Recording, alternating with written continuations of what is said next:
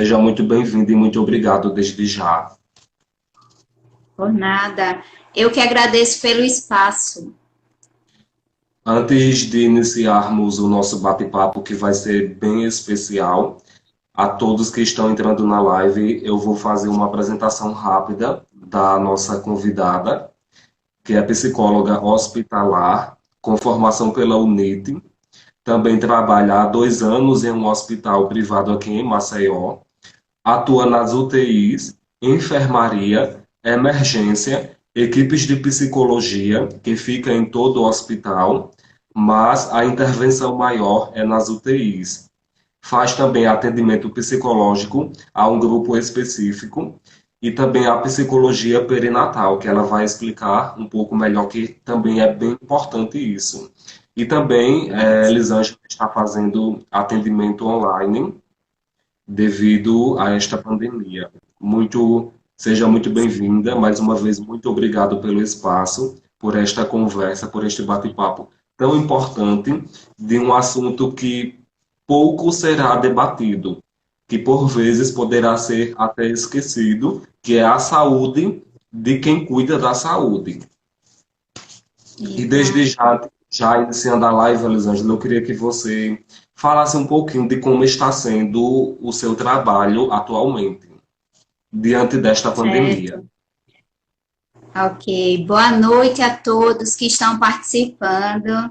É, Vai ser um momento muito especial. Eu já quero agradecer a Carlos pelo espaço de falar sobre quem cuida desse cuidador. Porque todos os profissionais de saúde estão cuidando de alguém. E quem está cuidando deles? E aí vai ser um papo muito legal, tem muita coisa que talvez alguns de vocês que estão assistindo não tenham nem noção do que um profissional que realmente está na linha de frente passa. E aí, antes de iniciar o papo, eu quero pensar com vocês falam-se muito sobre os heróis dessa pandemia. E aí, quando a gente pensa em heróis, a gente vai pensar na figura de heróis, semideuses, poderes especiais. E aí a gente não pode esquecer que esses heróis, eles são inerentes a sentir medo, a se sentir angustiados, ansiosos, com tudo isso que está vivenciando. E aí, outra coisa assim que é muito forte, a gente está no foco, quem está doente, está apresentando alguns sintomas, está em casa tomando as medidas que o Ministério da Saúde tem orientado. Mas aí, quem apresenta sintomas maiores, eles vão para o hospital, ou seja, quem realmente está no hospital está com Covid-19. E isso é muito real. A gente entra no hospital, e aí contando o relato pessoal meu, e em algumas vezes, ao chegar no hospital, aquele sentimento de querer chorar. E aí, como a psicóloga, você não está na linha de frente. E aí tem os profissionais que estão na linha de frente. Enfermeiros, técnicos de enfermagem, médicos, fisioterapeutas. Esses, de fato, estão na linha de frente, cara a cara com o Covid. Mas os demais profissionais estão meio que dando um suporte para eles. Então, a gente, enquanto psicologia, e aí a gente vai falar durante a live, as diversas demandas que têm chegado à equipe de psicologia.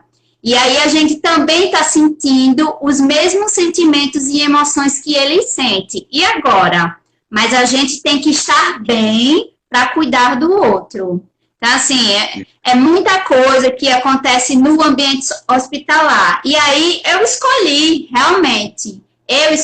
estar dentro do hospital. E aí tem vários desafios e que a gente precisa o tempo todo estar se capacitando, se preparando para lidar com as situações emergenciais. Eu, como você falou, formada há 2 anos, nunca imaginei que poderia enfrentar uma situação como essa dentro do hospital e que existe, né? E, Elisângela, como tem sido a adaptação desses profissionais de saúde diante desta pandemia aqui em Alagoas, especialmente no que concerne à psicologia? as adaptações aos profissionais de psicologia, e eu vou falar do setor geral, os profissionais. Então, a maioria dos profissionais estão sendo o tempo todo cobrados para treinar, para aprender novos protocolos, porque a gente está lidando com vírus invisível, e aí poucas pesquisas existem nessa área, então é tudo muito novo.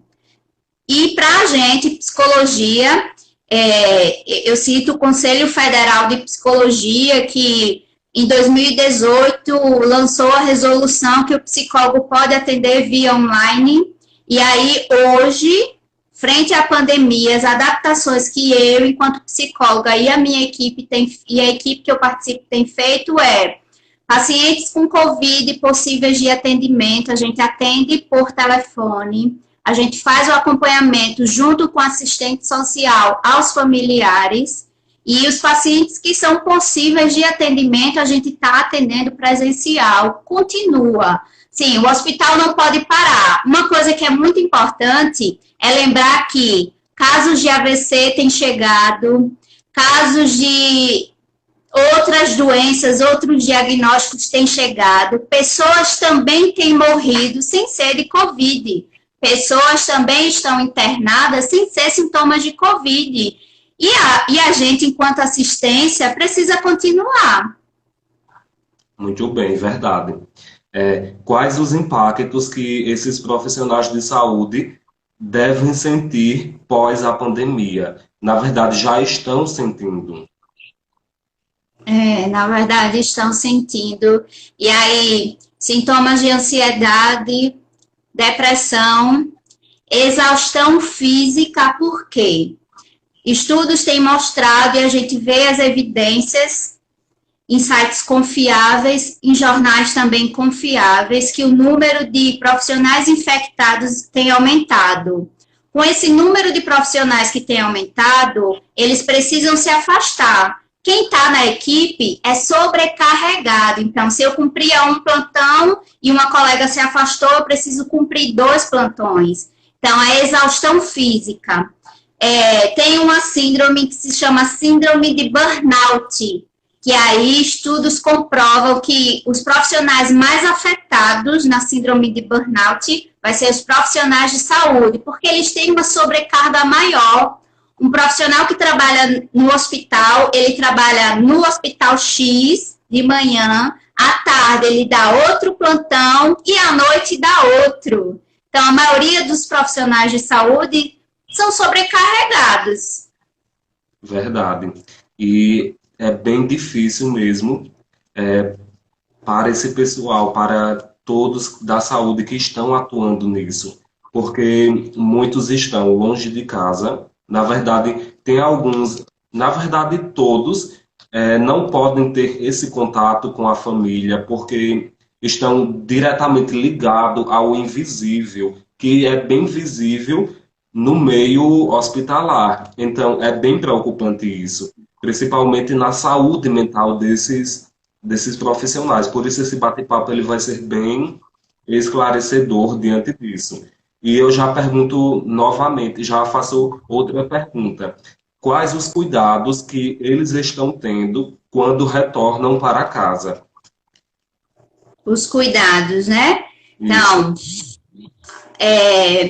alguns profissionais que têm idosos em casa, que têm crianças em casa, uma das coisas que a maioria deles estão fazendo, quando possível, é se afastar.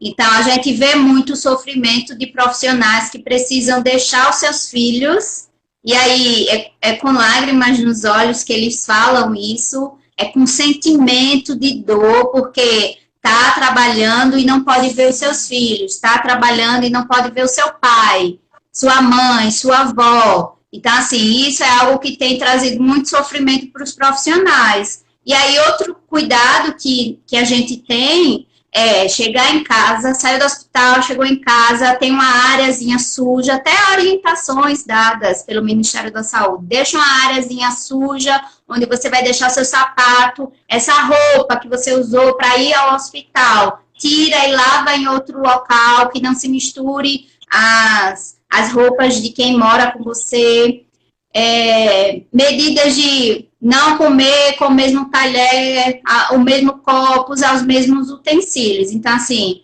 tudo isso são medidas que a gente, enquanto profissional de saúde, tem tomado. E isso exaustivamente.